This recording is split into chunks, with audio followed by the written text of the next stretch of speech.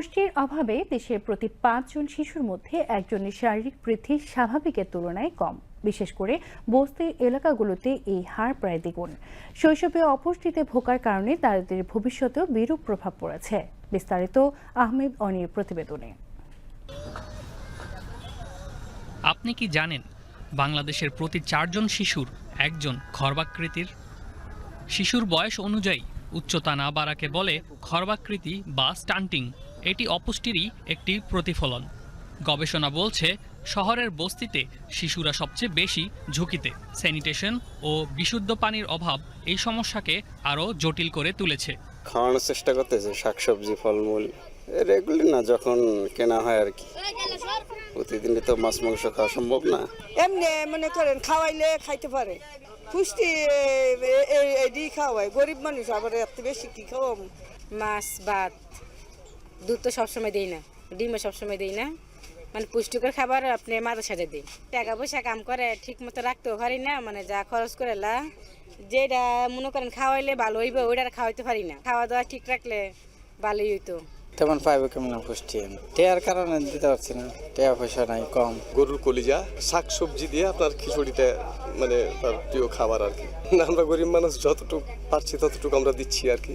খর্বাকৃতির শিশুরা শুধু শারীরিকভাবে দুর্বল হয় না, তাদের রোগ প্রতিরোধ ক্ষমতা কমে যায়, শিক্ষা জীবনে পিছিয়ে পড়ে, এমনকি কর্মজীবনেও তাদের দক্ষতা কম থাকে। গবেষণায় দেখা গেছে অপুষ্টিতে ভোগা শিশুদের মুখে খাওয়ার টিকার কার্যকারিতা কম। তাছাড়া এই শিশুরা প্রাপ্তবয়স্ক হওয়ার পরও নানা ধরনের শারীরিক সমস্যায় ভোগে। বাংলাদেশের প্রায় ৩.৫ লাখ শিশু অতি কৃশকায়, যাদের মৃত্যু ঝুঁকি ১১ থেকে ১২ গুণ বেশি। বাংলাদেশে শিশুর অপুষ্টি মূলত শুরু হয় মায়ের গর্ভাবস্থা থেকেই। গর্ভকালীন সময় থেকে প্রথম ১,০০০ দিন শিশুর জন্য সবচেয়ে গুরুত্বপূর্ণ। এই সময় সঠিক পুষ্টি নিশ্চিত করতে না পারলে শিশুর মস্তিষ্কের বিকাশ বাধাগ্রস্ত হয়। খর্বাকৃতি শিশু বড় হয়ে উচ্চ রক্তচাপ, হৃদরোগ সহ নানা জটিলতায় ভোগে। মা যদি অপুষ্টিতে ভোগেন তাহলে শিশু জন্ম থেকেই ঝুঁকিতে পড়ে।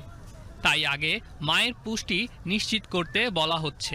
বর্তমানে আমরা আসলে খর্বাকায় শিশুদেরকে নিয়ে বেশি চিন্তা করি এবং জাতীয়ভাবে এই হার প্রায় ২৪%। অর্থাৎ প্রতি ১০০ জনের মধ্যে ২৫ জন শিশু হলো খর্বাকায়।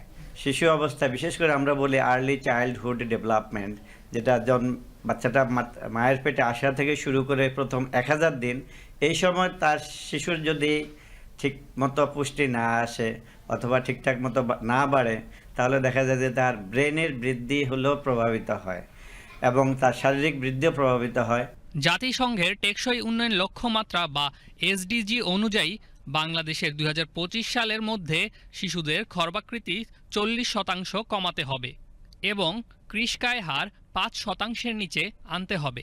কিন্তু বাংলাদেশে এই হার এখনও ১১%, যা বিশ্ব স্বাস্থ্য সংস্থার জরুরি অবস্থার কাছাকাছি।